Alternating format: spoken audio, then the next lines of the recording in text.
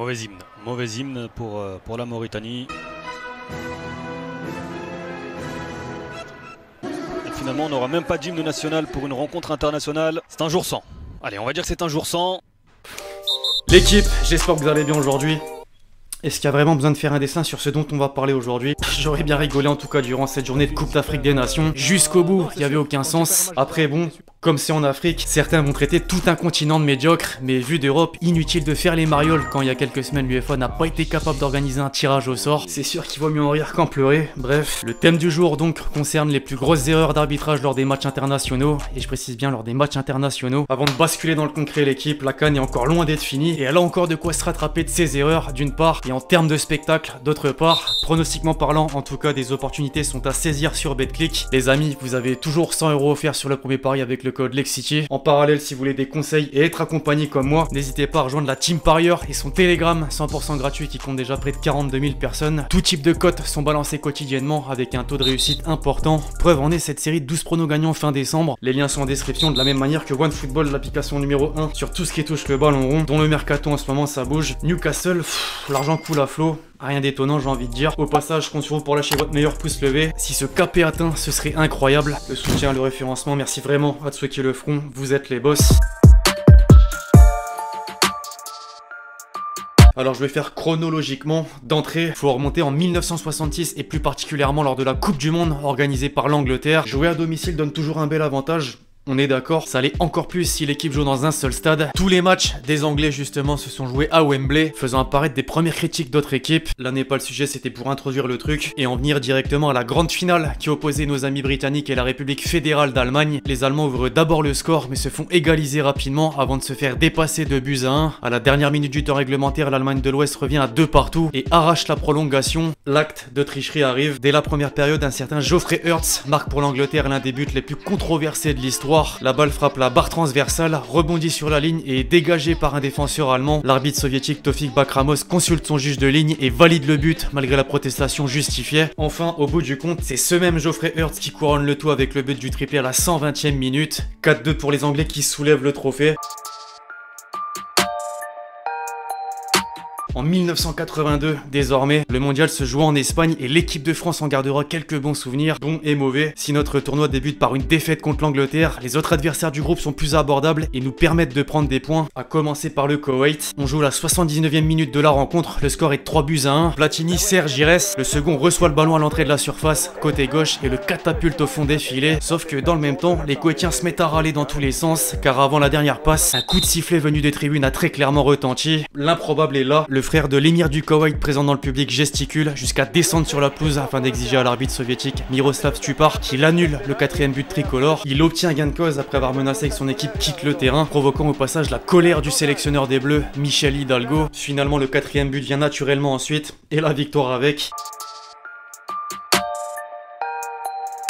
L'équipe de France était tellement forte à cette époque qu'on nous voyait aller au bout. D'étape en étape, on se retrouve dans le dernier carré. L'après-midi du 8 juillet, l'Italie bat la Pologne et fait office de premier finaliste. Le soir, la France, elle, doit passer l'Allemagne de l'Ouest avant de rejoindre le rang. C'est là qu'un scénario connu et complètement dingue a lieu. Ce qu'on a appelé la nuit de Séville, car considéré parmi les plus grands matchs de l'histoire, a eu droit à son injustice. À la 56e minute, le score est d'un partout. Baptiston est lancé parfaitement par Patoche, se présente face au gardien et tire juste à côté. Or, Schumacher, lui, poursuit sa course et vient percuter le Français.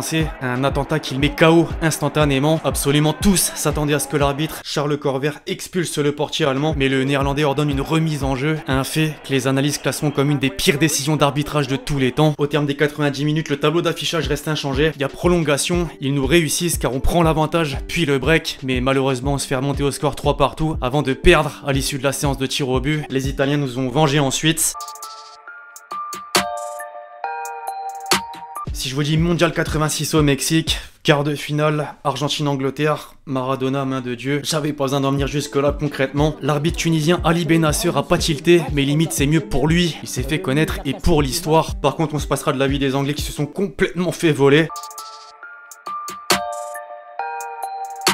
Faisons un pas en avant avec la Coupe du Monde 2002 organisée par la Corée du Sud et le Japon. J'imagine que certains s'en souviennent, si on peut la définir en deux termes, hold-up et arbitrage maison. Dès les matchs de poule, des doutes planent sur l'impartialité arbitrale. Une fois passé ce stade, on pensait naïvement en avoir fini, mais on a plutôt assisté à une confirmation de la chose lors de la phase finale. Les Sud-Coréens accueillent l'Italie pour les huitièmes et le déroulement est le suivant. À la 4e minute, un penalty imaginaire sifflé à la surprise générale, y compris celle des joueurs du pays organisateur. Heureusement, Buffon l'arrête. Les Italiens prennent l'avantage dans le quart d'heure qui suit, mais le plus dur reste à faire, surtout face à un Byron Moreno qui ferme les yeux. L'arbitre équatorien ne sanctionne pas les nombreuses fautes commises par l'adversaire et l'égalisation intervient à la 88e. 113e minute, un certain Totti est accroché dans la surface. L'arbitre se précipite pour siffler un penalty. Enfin, non, il inflige finalement un second jaune au meneur de jeu pour simulation. Réduit à 10, la squadra Azzurra pense prendre l'avantage quelques minutes plus tard, mais le but est annulé pour un hors-jeu imaginaire. Derrière, la Corée du Sud marque à 3 minutes de la fin et prend son ticket pour les quarts de finale. Pour l'anecdote, des années plus tard, cet arbitre en question a écopé d'une suspension de 22 matchs pour corruption dans des matchs de première division. En 2010, il est même condamné à 2 ans et demi de prison après avoir été arrêté à l'aéroport de New York en possession, écoutez bien, d'une importante quantité de drogue.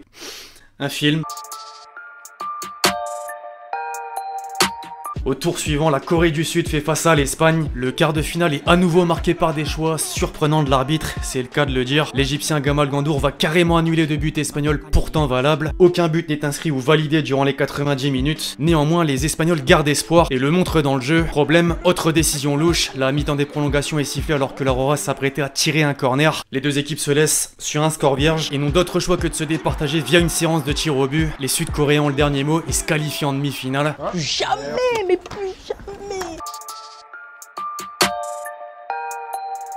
4 ans plus tard, on est en phase de poule de la Coupe du Monde 2006 en Allemagne. L'Australie et la Croatie s'affrontent. Le match est disputé tant sur le score que dans les duels. Le Croate Josep Simunic a l'air aigri étant donné qu'il enchaîne les fautes au point de prendre un carton jaune, puis le deuxième et le rouge. Non, le très respecté Graham Paul qui arbitre oublie de l'expulser et va jusqu'à lui distribuer un 3e jaune, cette fois synonyme de retour au vestiaire. Le match se solde par un 2 partout. La Croatie quitte la compétition par la petite porte en terminant 3e de son groupe. L'Australie 2e, surprenant. Une autre main à présent, mais pas vraiment la même que la précédente. On passe de celle de Dieu à celle du scandale. Si Thierry Henry l'avait joué réglo contre l'Irlande lors des éliminatoires, le court voyage en Afrique du Sud pour la Coupe du Monde 2010 aurait pu être évité. La faute peut également être rejetée sur l'arbitre suédois Martin Hansson qui n'a rien vu. On touche à du plus récent avec la Coupe Arabe 2021 et la demi-finale entre le Qatar et l'Algérie. Les Algériens ont une petite longueur d'avance mais se dirigent vers une qualif. On arrive au bout du temps réglementaire. L'arbitre polonais Szymon Marciniak annonce 9 minutes de temps additionnel. 9 putains de minutes, j'en reviens toujours pas. Le Qatar égalise à la 98e et pensait avoir fait le plus dur en allant aux prolongations. Or, c'était sans compter sur Brahimi qui a obtenu un penalty ensuite transformé par Belaïli après 15 minutes de temps additionnel. Les Algériens se qualifient en finale après 18 minutes d'arrêt de jeu. Très étrange cette histoire, il y a forcément Guy sous roche. En direct, les premières réactions en tout cas parlaient d'elles-mêmes sur Twitter. L'arbitre ce soir à l'hôtel, les billets par milliers. Mais là on joue face à l'organisateur, la corruption est à son paroxysme. On le fait pas dire, regardez le seum du Qatar. Et oui, l'argent n'achète pas tout. Vive l'Algérie et merci Youssef Belaïli, venant d'un des Z. Enfin, ce pourquoi j'ai décidé de faire cette vidéo, le fameux Tunisie-Mali pour le compte de la Coupe d'Afrique des Nations 2021. Les Maliens mènent 1-0, arrive la 77e minute, penalty pour les Tunisiens après consultation de la VAR. Kazri le rate, Gianni Sikazoué siffle la fin du match à la 85e. 85e. Il a sifflé la fin du match là. 85e. Attends. C'est une erreur, incroyable. Après une grosse incompréhension, le jeu reprend finalement. Le Malien El Bilal Touré est expulsé. Avec l'aide de la vidéo, le rouge est plus que discutable. L'arbitre Zambien bronche pas et maintient sa décision. Et là, on pensait en avoir fini, mais il resiffle avec cette fois au tableau d'affichage. La minute 89 et 43 secondes, donc pas de temps additionnel. Parti tout de suite. On repart dans l'autre sens. Mais pas de temps additionnel. Mais non, mais c'est fou. Il n'y a pas de temps additionnel. C'est fou. La fin du match est sifflée, incroyable. C'est pas terminé. Alors il y a un truc qui m'a totalement fumé ce matin, c'est que l'excuse en fait serait que l'arbitre aurait été victime d'insolation. Ils ont osé. Faut arrêter, il y a juste eu un petit billet comme ça dans le vestiaire. C'est pas la première fois que ce bonhomme a été remarqué pour des arbitrages similaires. Par le passé en 2013, par exemple lors d'un Algérie-Burkina Faso, il avait sifflé un penalty très litigieux en faveur des Burkinabés. Les Algériens s'en souviennent certainement. La presse aussi D'ailleurs, cet arbitre est un salaud. Dans ce même rayon, on peut citer un Nigeria-Égypte en 2017, parmi lequel il avait sifflé la fin de match lorsque Mo Salah partait seul au but. L'année suivante, en 2018, cet escroc est tout simplement suspendu après avoir été soupçonné de corruption suite à plusieurs actions litigieuses durant une rencontre. Ça ne l'a pas empêché de revenir et de refaire ce qu'il sait faire. Lors de la CAN 2019, il oublie littéralement un penalty en faveur du Sénégal face à l'Algérie. Du grand n'importe quoi, il faut le retirer à vie. Bref, voilà, l'équipe s'est tourné du dos sur les plus grosses tricheries ou plus grosses erreurs d'arbitrage. J'espère que vous l'avez kiffé, je compte sur vous et c'est le cas pour lâcher votre meilleur pouce bleu. Très important. Donnez-moi vos avis sur tout ce qu'on a pu aborder aujourd'hui. Si j'ai oublié des cas à part, c'est fort possible. D'ici là, on se retrouve très vite sur la chaîne pour de nouvelles vidéos. C'était Lexty. Ciao, ciao.